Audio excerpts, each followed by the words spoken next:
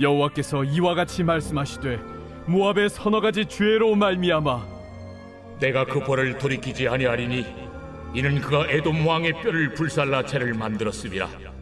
내가 모압에 불을 보내리니 그리옷 궁궐들을 사르리라. 모압이 요란함과 외침과 나팔 소리 중에서 죽을 것이라. 내가 그 중에서 재판장을 멸하며 지도자들을 그와 함께 죽이리라. 여호와께서 말씀하시니라. 여호와께서 이와 같이 말씀하시되 유다의 서너 가지 죄로 말미암아 내가 그 벌을 돌이키지 아니하리니 이는 그들이 여호와의 율법을 멸시하며 그 율례를 지키지 아니하고 그의 조상들이 따라가던 거짓 것에 미혹되었음이라. 내가 유다에 불을 보내리니 예루살렘의 궁궐들을 사르리라. 여호와께서 이와 같이 말씀하시되 이스라엘의 서너 가지 죄로 말미암아 내가 그 벌을 돌이키지 아니하리니 이는 그들이 은을 받고 의인을 팔며 신 한 켤레를 받고 가난한 자를 팔며 힘없는 자의 머리를 티끌먼지 속에 발로 밟고 연약한 자의 길을 굽게 하며 아버지와 아들이 한 젊은 여인에게 다녀서 내 거룩한 이름을 더럽히며 모든 제단 옆에서 전당 잡은 옷 위에 누우며 그들의 신전에서 벌금으로 얻은 포도주를 마심이니라. 내가 아무리 사람을 그들 앞에서 멸하였나니 그 키는 백행목 높여 같고 강하기는 상수리 나무 같으나 내가 그 위에 열매와 그 아래에 뿌리를 진멸하였느니라. 내가 너희를 애굽 땅에서 이끌어내어 40년 동안 광야에서 인도하고 아무리 사람의 땅을 너희가 차지하게 하였고 또 너희 아들 중에서 선지자를 너희 청년 중에서 나시린을 일으켰나니 이스라엘 자손들아 과연 그렇지 아니하냐. 이는 여호와의 말씀이니라. 그러나 너희가 나실 사람으로 포도주를 마시게 하며 또 선지자에게 명령하여 예언하지 말라 하였느니라. 보라, 곡식단을 가득히 실은 수레가 흙을 누름같이 내가 너희를 누르리니 빨리 다름박질하는 자도 도망할 수 없으며 강한 자도 자기 힘을 낼 수 없으며 용사도 자기 목숨을 구할 수 없으며 활을 가진 자도 설 수 없으며 발이 빠른 자도 피할 수 없으며 말 타는 자도 자기 목숨을 구할 수 없고 용사 가운데 그 마음이 굳센 자도 그날에는 벌거벗고 도망하리라. 새벽 영성 기도 시간입니다. 어제 말씀 아모스 1장에서는 당시 상황과 아모스의 이름의 뜻 그리고 우리들이 내려놓아야 할 짐과 짊어져야 할 짐에 대해서 생각해 봤습니다. 오늘은 아모스 1장과 2장의 전체적인 내용을 살펴보며 아모스 선지자를 통해 선포되었던 메시지가 무엇인지 살펴보겠습니다. 먼저 1장 2절 말씀을 보시면 하나님이 심판을 행하시기 위해 오실 거라는 선언으로 메시지가 시작됩니다.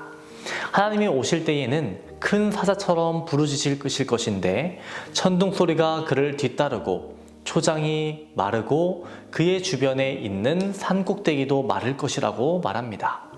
하나님은 위대하시고 죄에 대해서는 엄격하신 우주의 하나님으로서 나라들을 심판하기 위해서 오십니다. 이 심판의 메시지는 다메섹, 가사, 두로, 에돔, 모압, 유다와 이스라엘 모두에게 선포되고 있습니다. 1장과 2장을 보시면 모두 나라의 이름을 언급하고 서너 가지 죄로 말미암아 라고 심판의 이유를 말하고 있습니다. 1장 3절 보시면 다메섹의 죄부터 언급되고 있습니다. 길르앗을 압박했다라고 말하고 있습니다. 다메섹이 하나님의 백성들에 대해 죄를 범했기 때문에 하나님은 다메섹의 왕인 하사엘의 집에 불을 보내시겠다라고 말씀하십니다.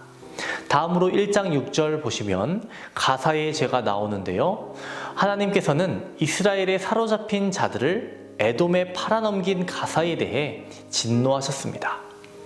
블레셋 사람들은 포로는 돌보지 않았고 오직 그들로부터 무엇을 얻어낼 것인 거에만 관심을 가지고 있었습니다.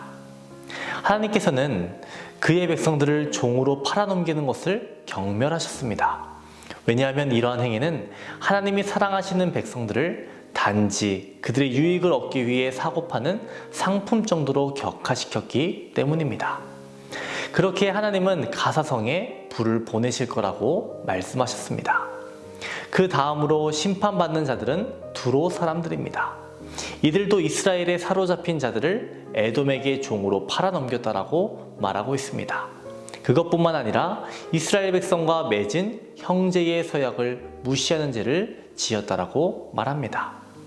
다음으로 심판받을 대상은 에돔입니다. 이들은 이스라엘 백성을 종으로 산 죄를 범했습니다.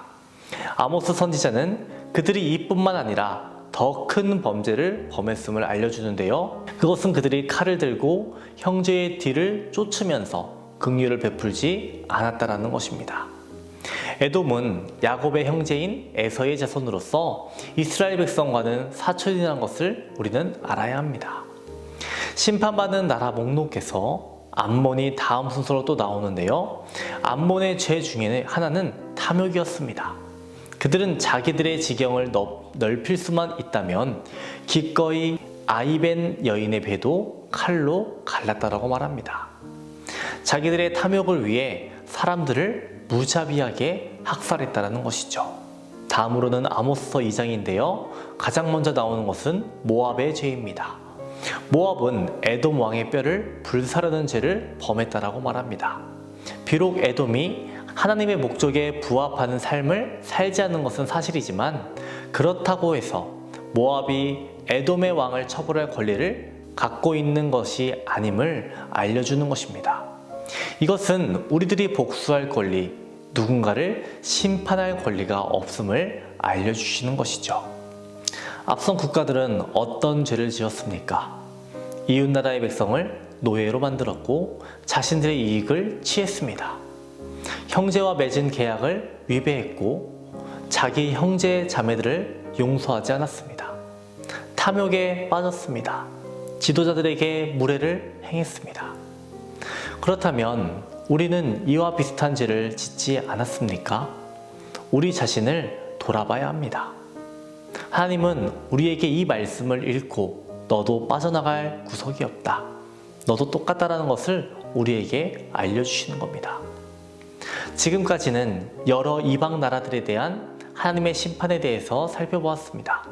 이방 국가들의 문제는 사람과 사람과의 내용이라고 할 수 있습니다.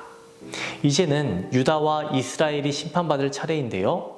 그들의 죄는 하나님의 백성으로 살아가지 못했음을 말해주고 있습니다. 하나님의 백성은 어떻게 살아가야 합니까? 하나님과의 관계에 있어서 바르게 서고 예배자가 되어야 하지 않습니까? 또 세상의 빛과 소금이 되어야 하며 그리스도의 향기와 편지가 되어야 하지 않습니까? 그런데 그들은 그렇게 살아가지 못했습니다. 불법과 불의를 행하며 살아갔습니다. 그것뿐만이 아니었습니다. 하나님을 배신하는 삶을 살았습니다.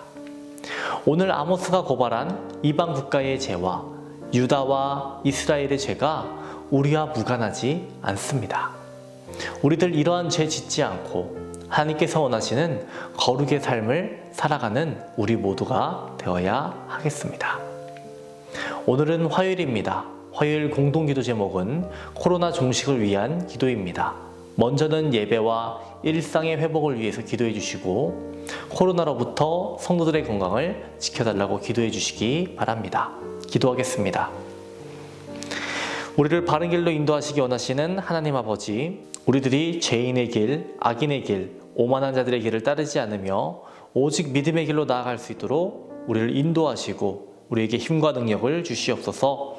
오늘은 코로나 종식을 위해 기도합니다. 다시 퍼지고 있는 이 코로나를 막아주시고 코로나로부터 성도들의 건강을 지켜주시옵소서.